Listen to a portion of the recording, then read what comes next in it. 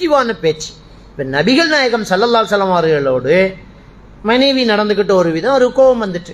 இன்னொரு மனைவி என்ன செய்யறா, ஒரு சாப்பாட்டை அனுப்பி வைக்கிறா. ரசூலுல்லாஹி ஸல்லல்லாஹு அலைஹி வஸல்லம் ஆயிஷா நாய் வீட்டில் இருக்கிறாங்க. இன்னொரு மனைவி என்ன செய்கிறாங்க, அது உம்மு சலமான்னு சொல்லப்படுது. அவங்க வீட்டில் ஒரு நல்ல சாப்பாடு சமைச்சோன்னா அவங்க பார்க்குறாங்க, ஆஹா இது நபிக்கு கொடுக்கணுமே அப்படின்னு நபிக்கு அனுப்பி வச்சுட்டாங்க. அதனுடைய விபரீதத்தை அவங்க யோசிக்கல. விபரீதம் என்ன, கணவனுக்கு 2 மனைவி இருந்தா அதுக்கு ஒரு நாள் இதுக்கு ஒரு நாள் ஒதுக்கி இருப்பாங்க. அவங்க இவங்களுக்கு ஒதுக்கின நாள்லையும் ஒரு பிரியாணி செஞ்சு அனுப்பினா கைக்க போட போறாள்ன்னு தானே இவள் நினைப்பாள்.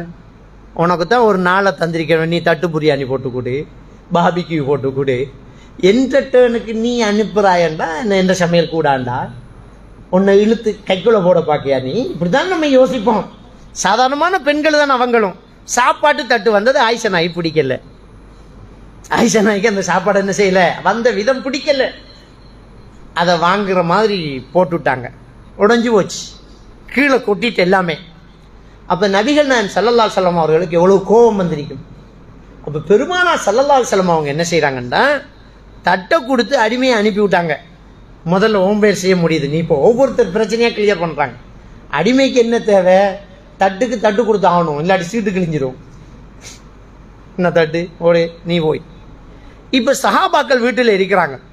இப்போ சஹாபாக்களுக்கு முன்னாடி இது நடந்ததுனால நபியுடைய மனைவி இப்படி செய்யலாமா அப்படிங்கிற ஒரு பிரச்சனை அவங்க மனசில் இருக்கும். ரெண்டாவது, இவை இப்படி செஞ்சது அவருக்கு பிடிக்கல. அதை அந்த இடத்துல அவருடைய கோபத்தை நெகட்டிவாகவே காட்டியிருந்தால் சமாதானம் ஆகுறதுக்கு பல நாட்கள் ஆகும்.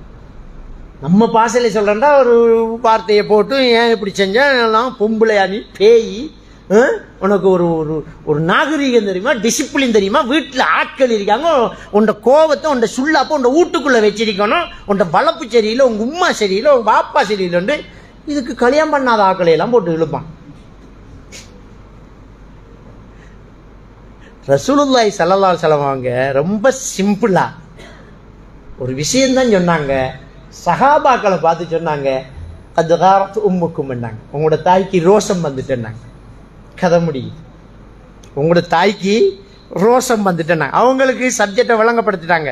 பாப்பா அவ தட்டி விட்டதெல்லாம் ஒரு பெரிய விஷயம் கிடையாது, ஒரு பெண்ணண்டா ரோஷம் பெறத்தான் வரும், அது உங்க தாய்க்கு ரோஷம் வந்துட்டுங்கிறதுனால அதை ஏற்றுக்கொள்ற மாதிரி பேசுறாங்க. ஏற்றுக்கொள்றேன்டா என்ன, நம்முடைய பேசினா ஏற்றுக்கொள்வோம், அடுத்தவன் சொன்னா ஏற்றுக்கொள்ள மாட்டோம். அது இயல்பு, அது பேச்சில் எல்லா மொழியிலையும் இருக்கிறது. நம்முடையண்டா ஏற்றுக்கொள்வோம், அடுத்தவன்டா ஏற்றுக்கொள்ள மாட்டோம்.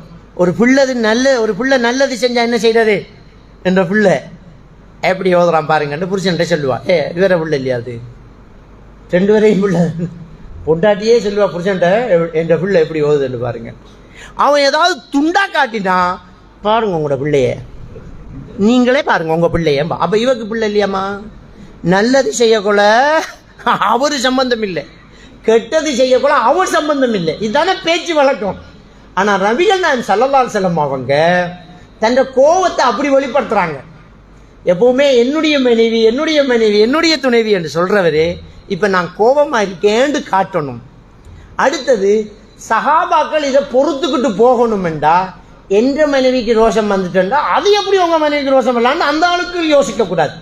உங்க தாய்க்கு ரோஷம் வந்துட்டு விஷயம் இப்போ அவங்களோட விஷயம்தான். இப்போ அவங்க தான் இவர் காலில் உள்ளணும், கோவிச்சு கிழிச்சு கொட்டுறாதீங்க, நீங்கள் அடிச்சு கிடிச்சு போட்டுறாதீங்கன்னு. அப்போ சஹாபாக்கள்கிட்ட ஒரு வார்த்தை சொல்கிறாங்க, கதுகார தும்முக்கும் உங்களோட தாய்க்கு ரோஷம் வந்துட்டுண்டாங்க. 2 வந்தாச்சு. ஒன்று அவங்கள சமாதானப்படுத்தியாச்சு, இன்னொன்று இவங்களுக்கு வெறுப்பையும் காட்டியாச்சு. நான் அவங்களோட கொஞ்சம் கோபமாக தான் இருக்கேன் தாங்க, பார்த்துக்கிறேன் என்கிறத அழகா சொல்லிட்டாங்க. உங்கள் தாய்க்கு ரோஷம் வந்துட்டு அப்படிங்கிறாங்க. விஷயம் முடிஞ்சு போச்சு. அதை ஏற்றுக்கொள்றாங்க. சரி சரி, உனக்கு கோபம் வந்தது சரி, நியாயம், உனக்கு அந்த ரோஷம் வந்துதான் இருக்கும். அதை என்ன நாம அந்த இடத்துல இருந்து பார்த்தா அப்படித்தான் ஆகும். அதை ஏற்றுக்கொண்டால் சரி. ஒரு பிரச்சனையை தீர்த்து வைக்கிறதுக்கு நாம அவருடைய மனநிலையை போய் இருந்து பார்த்துட்டு வந்துடணும். வந்ததான் அந்த பிரச்சனை நமக்கு என்ன செய்யும், புரியும். நாமளாவே இருந்துட்டு கேச முடிக்க இயலாது. நாம அவராக போய் இருந்து எவ்வளவு வலி இருக்கும் அப்படிங்கிறத உணர்ந்தா சரிதானே அந்த ஆளு பேசினது, அந்த இடத்துல இருந்து பாரு, நீ செஞ்ச வேலைக்கு அந்த ஆளுக்கு எவ்வளவு கோபம் வந்திருக்கோன்னு நம்ம புரியும். அது பெர்செப்ஷன், ஆளை பார்த்து முடிவு எடுக்கிறது. அப்ப இப்படி நபிகள் நாயகம் ஸல்லல்லாஹு அலைஹி வஸல்லம் அவர்கள் அவருடைய பேச்சு பாசிட்டிவாக இருக்கு. எப்பவுமே நம்ம பிள்ளைகள்கிட்டையும் சரி, மனைவிக்கிட்டையும் சரி, சகோதரன்கிட்டையும் சரி, பாப்பா கிட்ட சரி, உமா கிட்ட சரி பேசக்கொள்ள அவங்க ஏற்றுக்கொள்ளக்கூடிய வார்த்தையில இருந்து நம்ம என்ன செய்யணும், பேச்சை தொடங்கணும். இது ரொம்ப முக்கியமான ஒரு விஷயம்.